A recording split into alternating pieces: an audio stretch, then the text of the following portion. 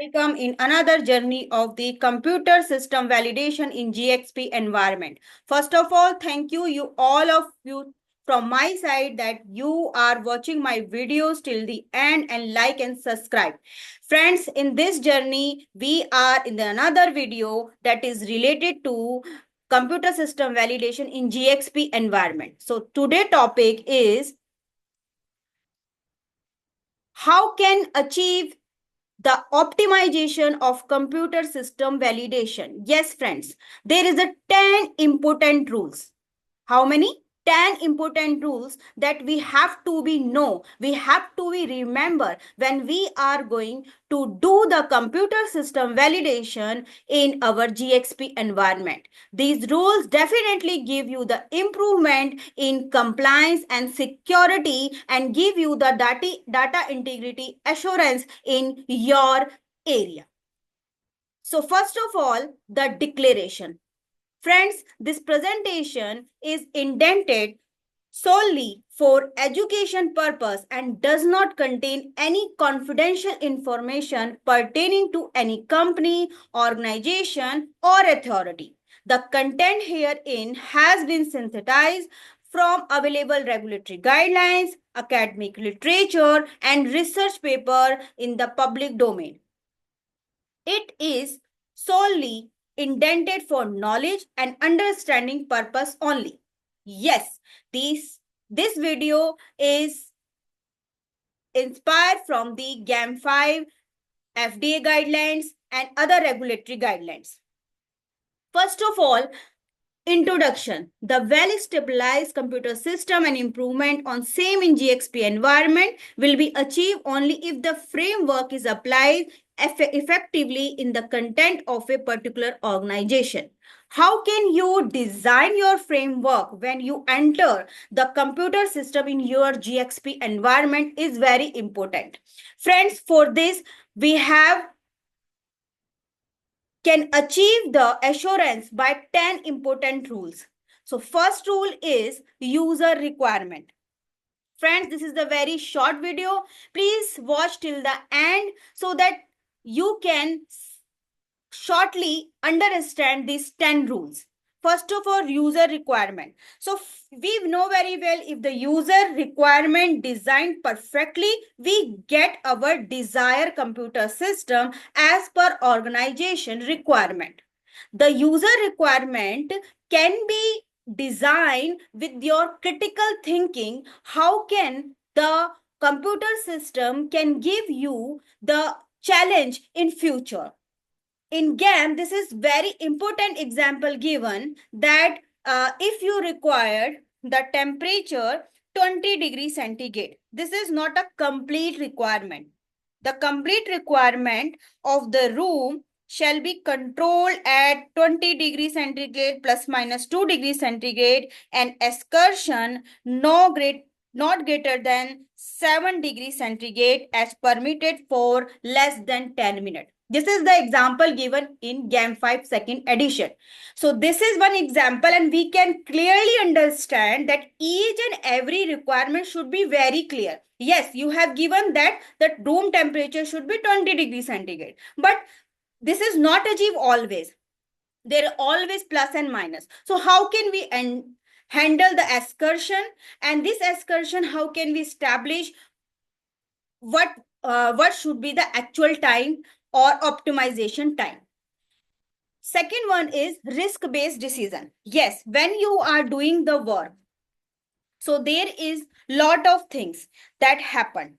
Yes, previously in our user requirement, we understand about the what is the process knowledge, what is our business knowledge as a organization, and what is the analytical requirement, means what is the testing, who will we give the ownership of what type of the work, and what is the process going to be impact, and what is the writing. Our writing is very important as the time of user requirement. So if we understand all the requirement related to the process, our basic knowledge about the business, our technical requirement, our process like CPP and CQA, and we technically write our user requirement perfectly, you get you will get the uh, a basic requirement for your risk based decision. So second part is the risk based decision. Yes, when whatever we happen in the case of incident, in the case of any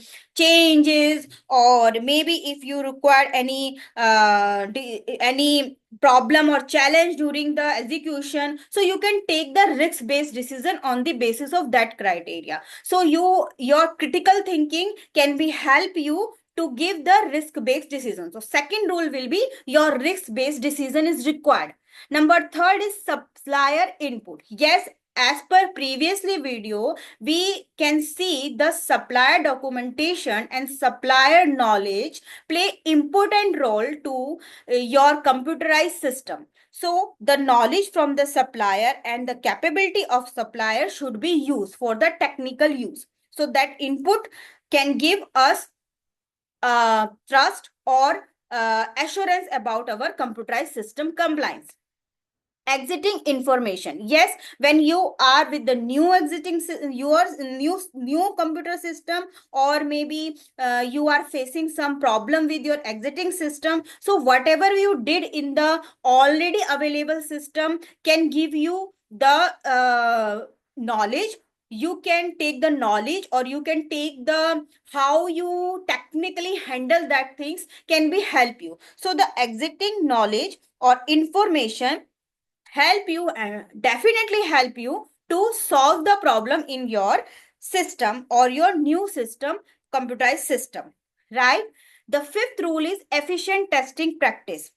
If you are doing with your critical thinking as a team, as a cross function team, definitely you can think about the all the tests that is required to assure that your computerized system is in the compliance stage. So definitely use your efficient testing practice to ensure your compliance. So what is the result obtained in this part? Also you can use the existing information also, so that you have a belief system, you have confidence on your system by the testing. So how you perform that, how you achieve that, what type of problem you can practically face in your future operation part, these all come in the this efficient testing practice. So this is important fifth rule. The sixth rule is well managed handover process. How you manage the process, how you hand over your computer system to for the routine use is very important. So your criteria, how you support from the, how you take the support from the vendor, how you handle the deficiency during the operations, and how you take the trainings from the supplier, these all come in this part. So well managed handover process should be written in your SOP or your VMP plan. Seventh one is change efficiency. Yes, at the time of execution of validation, you can get many challenges and there may be requirement of the changes also. So how you manage the changes? There should be the change efficiently. Your impact assessment process should be very much improved way. Means any changes can impact in other environment, other department, other process, that efficiency should be required in change conditions. Then eighth one is data archiving and migration needs. What you will do if really is requirement of the data archiving, and if there is requirement of migration in any update, in any window update, this should be come in your criteria. Then ninth rule is tool and automation.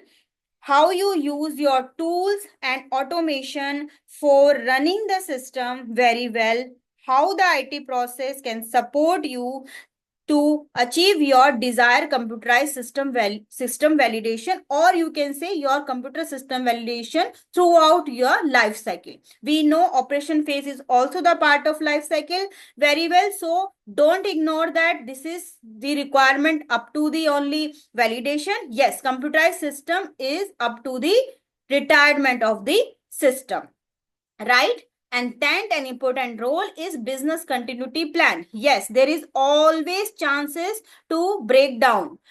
So how you handle the breakdown, how you improve your business continuity plan should be involved in your uh, optimization plan of computerized systems. So guys, this is the 10th important rule that you should be remember to optimize your computer system validation. Thank you to watching this video till the end. This is the short video. I hope you get the important information in the short way by this video, and you can uh, apply these 10 rules in your computerized system. Thank you so much to watching the video till end. Please like and subscribe and share this video so that another person can take the benefit. Thank you so much. We will meet again in next video. Thank you so much.